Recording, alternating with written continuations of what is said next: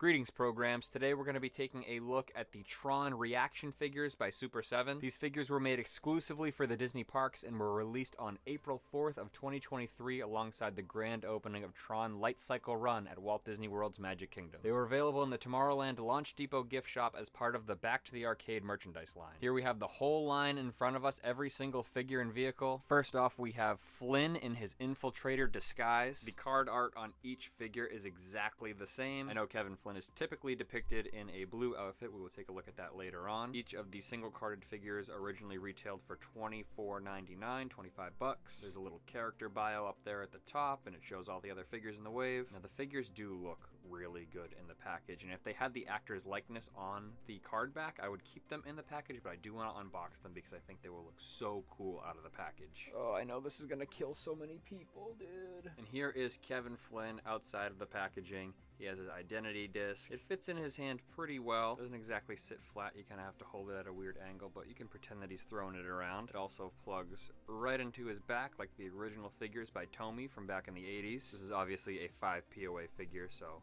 his arms move, his head swivels side to side, his legs each move. The legs are really stiff on this guy. I don't know how well you can see the leg stamps, but it does say Disney and Super7 made in Vietnam. Now that I'm holding them in my hand, I am very happy with the decision to open up all of these. This is such a cool figure, and they're going to look so much better displayed outside of the box. We'll continue with the heroes before moving on to the bad guys. We have Yori. I love her outfit because she has the giant leg warmers on the bottom, and this is the only single carded figure that actually has the character on the package. There she is from the film, the iconic movie poster. This is also on the back side of the environmental discs of Tron arcade cabinet, so that's always why I like this pose for Tron. I regret not buying 2 of each figure, one to open and one to keep carded. If I make it back to Walt Disney World soon, I think I'm going to get a second set of these guys. Back of her package is pretty much exactly the same with the exception of her character bio up here. For each of the programs, it has their real world counterpart's name on the back. Here we have Laura Baines, who of course created Yori in the real world. There's Yori outside of the package. She holds her identity disc pretty well.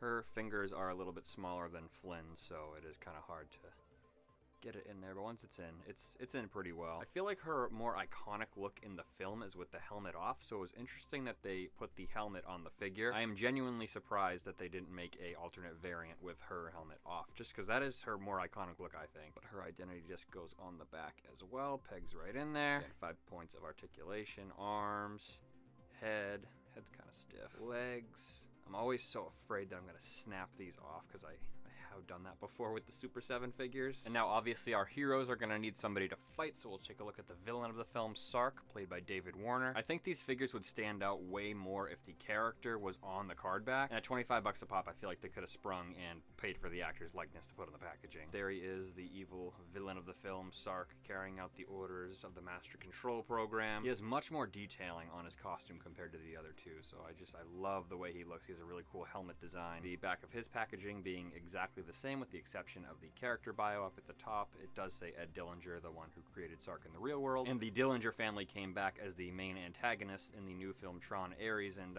Sark is a pretty important guy, so no spoilers, but go check out the new Tron Ares movie. You might see this guy pop up at one point or another. Here is Sark outside of the packaging. I'm now realizing that his face, like, it got all messed up, like the mold, someone wrong in the mold when they were making this thing. And now normally I wouldn't complain about something like that because, like, you know what? These are supposed to be reminiscent of the 80s action figures. Nothing was perfect back in the day. They weren't like super detailed, super articulated. But I am kind of complaining here because these were $25 for these little 5 POA figures. So I feel like it should have been top-notch quality, but I don't know. To me, I'm weird. I like the uniqueness of the facial scarring here. This is like Battle Damage Sark exclusive figure. You've never seen this before, the Battle Damage Sark figure. But besides that, he looks pretty good. I love just the detailing on his outfit. He holds his identity disc fairly well. He's got the 5 points of articulation. Everything moves well. Does the head move? Oop. There's a little plastic snap there, but he moves well. And I'm noticing that his identity disc, there's a little extra piece of plastic there, so let's hope that it fits in properly. Yep, works fine, no problem at all. Definitely one of the most unique figures in the line just because he does have that different style helmet than the other guys. We have all these good guys for Sark to fight, and he's gonna need some backup. He's gonna need some help, so we got the Warrior here to help him out. In my last video, which was a Tron merchandise haul, I described the Warrior as a big, buff digital stormtrooper.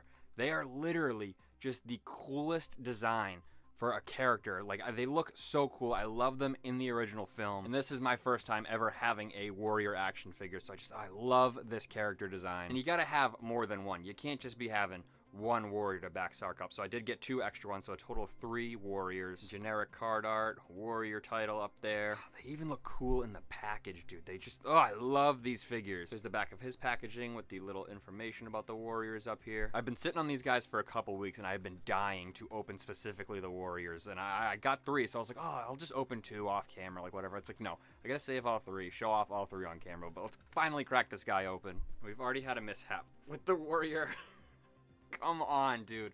Of course, my favorite character in the wave, I snap his electro staff because it will not fit in his hand. And like, this is just cheap plastic, and I've now snapped it in half, but it is almost like a clean cut right in the middle of the staff. But he's just going to be a unique warrior in the lineup. We're just going to break the staff in half and just commit to it. Look, now we can just slide it. Even sliding it right in his hand, like, that's really tight.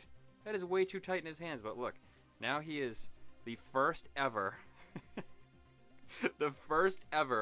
dual wielding video warrior from Tron, or like a rejected member of the Captain EO crew that's on the drums. So yeah, there we go, a first official Tron custom reaction figure. Let's crack open another one and just hope that this staff doesn't break in his hand. No, it's not gonna fit in his hand, and I don't want to risk breaking this again, so I'm gonna have to like either like use a hair dryer and stretch out his hand a little bit, or like put him in boiling water and stretch his hand, because I do not want to break another staff. So we're just gonna hold him like this. The figure still looks so cool. I just need to figure out how to get that in his hand. Not much detail on the backside. These characters did not have identity discs. They just had the staffs. Crack this one open. I know it's the same, but we're still gonna open it. Third time's the charm. Is this actually gonna get in his hand? Nope. I don't know. I have no idea how to get these in their hands. If you have any suggestions, leave it in the comments below, because obviously these guys need to be displayed with their staffs like this, ready for action. I love having them all lined up like this. We got the bad guys over here, good guys over here. Technically, we could move. Let's move Flynn over here, so he's undercover in disguise as a bad guy. But now Yori's outnumbered, so let's open one of the good guys. It's really cool that we got 3 light cycles in this set. First off, we have Ram with his light cycle. This is the first and only time that Ram and Yori have both been made as action figures. And it's cool, Ram comes packed with his red light cycle. The packaging for this is really cool. You get the big window with the light cycle and the figure. The likeness for Ram is, I think, the best action figure likeness I've seen in the Super7 reaction figure line. It really looks like the actor. No character bio on the vehicle sets, but we do get the rest of the line here. And the craziest part about these figure and vehicle sets is that they retailed for $70 in the Disney parks. That is an insane price point to put these at. With that being said, let's open this up and totally devalue it. There's Ram up close and personal. Like I said, the actor's likeness is so good on this figure, and his identity disc fits in the back. Ooh, maybe it doesn't. Hold on. Nope, you just gotta push. And here is his red light cycle. It does open up, and the figures fit inside. They don't lay down like in the movie. They like do this weird, kind of a strange pose for them to go in, but there they go. They fit in the light cycle. It would have been kind of cool if they came up with a way for them to like lay down. Like, I guess you can't really stick out the arms. The light cycle would be giant. Oh, you can stick them in there. There you go.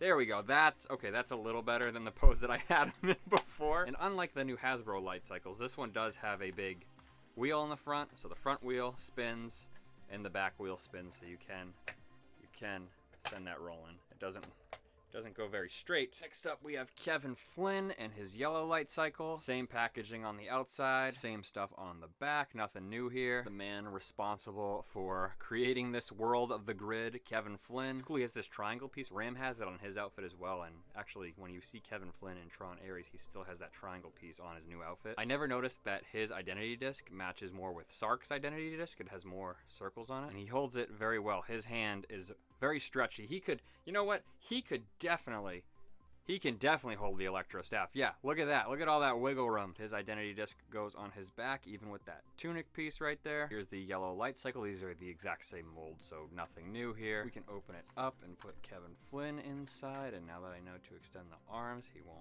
look as weird. Oh, and I'm now noticing that there's like actually a foot peg in the bottom, so you can put his foot right there in the bottom, and there. Now he's inside the light cycle.